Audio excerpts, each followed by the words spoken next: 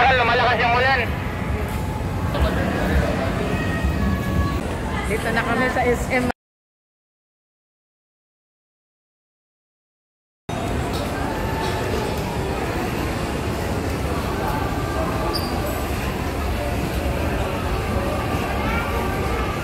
Basa ang likod. Dumaan kami dito, nakita namin to. Parang ang cute ng resto nila. Parang nakasakay sa airplane. Yan, kaya tinitignan namin yung mga food. Ito, light. Parang masarap to. Ito. Yan. O ito, na. Light 001. Parang okay na, no? Oh, dalawa Parang kayo. mura na. Di tag 150 kayo. No? O ito, single. Oh. What do you want? Kain tayo mamaya. Tingnan natin. Kasi kain kami ni ma'am bago kami pumunta dito para siguradong Hindi lang medyo kain, busog talaga. makatipid eh. Para kahit hindi na kumain sa loob ng sinihan ulan. Ay, lakas ng ulan, grabe. Buti na lang, nagchinelas ako, sadya talaga yun. In preparation sa ulan. Plus, ayan, ano lang ako, magbibihis ako mamaya kasi mahina ako sa lamig, hindi ako pwedeng sa sinihan. Naniniguro lang, kaya magpapansin. Malamig ka masyado.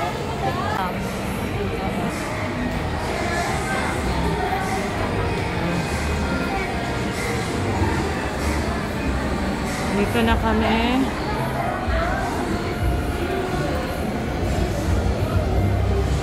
Ma'am, pag yung may ticket na yung sa binili online, didiretso na lang? Hindi po, dito po pupunta ko kayo sa cashier po. Ah, okay.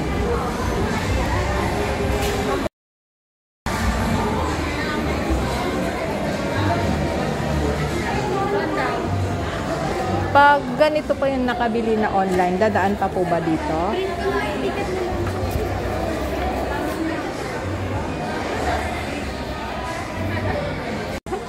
Kilala mo siya? Teka, parang familiar. Dati... Si Ma'am Jane. Ah! Oo nga. Sinong kasama mo? Ako lang po, galing po trabaho. Anong papanoorin mo? Video na kanya. Yan. Okay lang makuhaan ka? Nagbablog ako. Okay lang. So, pagdating namin dito ni ma'am, ayan. May nauna na sa amin. Ito. Ang dalaga ni Ma'am Jane. Huli namin.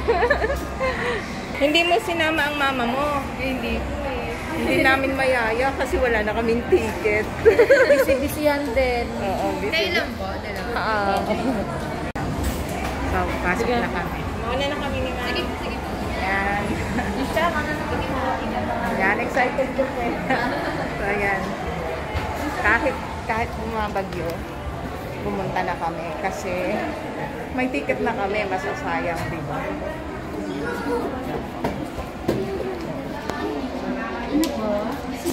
Ayan. Alam niyo ko Ayan na. Sige, diretso na kayo sa dulan. Dito po. Ay, saan ba to? Dito po. Baka mamaya iba pala yung mapasukan nating cinema. Ito? Uy, tignan mo. Hindi ko alam. Iba. Tignan mo nga. Ito.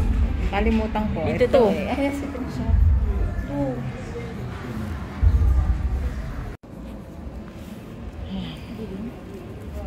Oo, nasa loob na kami ng sinihan. Konti pa lang tao. Kasi naman, sobrang lakas ang ulan. May bagyo. Kaya, ayan. Pero marami tayong dumadating. Maaga-aga pa naman kami. As in, kung ano yung oras start. Yun ang start. Oo. Dahil basang-basa ako, medyo giniginaw na ako. Naglagay na ako ng tissue.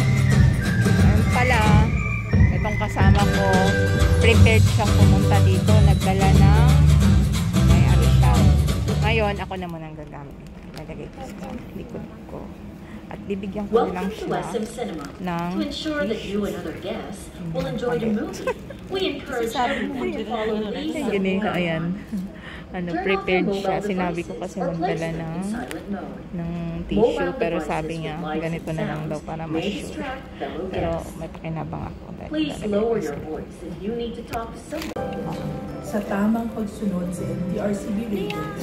so manonood na muna kami. Yes, dad. Ay, bitin. Grabe. So alam na namin kung sino ang maid sa Malacanang. Kung gusto nyong malaman, panoorin nyo ang Made in Malacanang, may time pa. Halos puno ang sinihan dito sa San Mateo sa screening time na to. May ilang bakanting upuan, pero malay natin baka bayad na yon, pero kumbaga reserved na, pero hindi nakarating yung mga dapat na manood kasi ang lakas ng ulan. Maiiyak ka, matatawa, maiinis, lahat na yata ng emosyon. Pero magaling, ganda. Ang gagaling nila, sinang paborito mo ngayon? Sinang gusto mo? Natuto siyang lumangoy dahil dun sa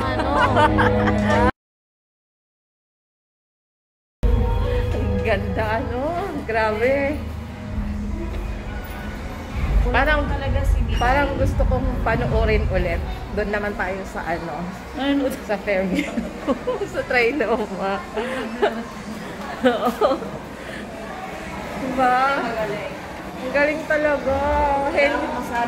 Henyo talaga si Daryl Yap. Fan na niya ako. Akala ko yung Daryl Yap. Akala ko yung Daryl yung singer. Yung sa Vincent Clement, yung sa director, yung naalala mo, Vincent Clement, minsan nag-reaction tayo dun dahil sa academic praise. Pero, ayun, ang galing niya talaga, Henyo. Papanoorin ko na lahat ng mga gagawin pa niyang pelikula. Sana masundan pa. Yung ibang naman, yung ibang anggulo naman. Yung buhay naman nila sa Hawaii. Ayun, ganon. Okay. Ay, nako. Sulit. Sulit talaga. yung pag-ano namin pag-vlog sa baha kanina. Tama. Basang-basa. Hindi. Kanina, nung mga nagsisimula na, nung hindi na ako mumuya ng Sicilia, nararamdaman ko na yung ginaw. Hala, hindi ko na naramdaman. Bahala kayo dyan, ayaw kong tumayo. Medyo basa-basa pa pala yung damit ko kanina. Kasi ko si CR, kasi kanina, na rin ako. Tapos wala pa akong jacket, yung ginaw. Parang bitin. Parang nag-itin ako. Parang gusto kong malaman kung anong nangyari. Kasi yun, ang covered lang nun, 72 hours lang. Yung last, ilang araw ba yun? 72 hours? Na 24. Last 3 days, 3 days sa Malacanang ng mga Marcos. Pag-stay nila. Ayun, oo. Yan lang covered na nila. At napakagaling, hindi, siya,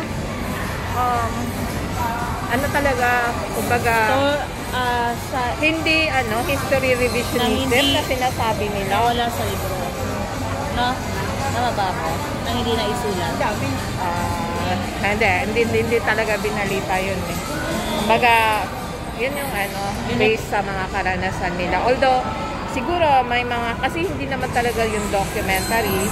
So, may mga din twist para maging funny.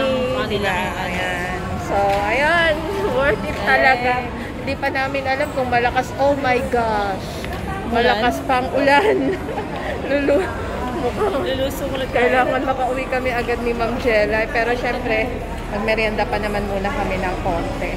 So, sa lahat ng mga hindi pa nakapanood dyan, manood na kayo ng At pagdala kami ng face towel, wag tissue. Oo, tama yun.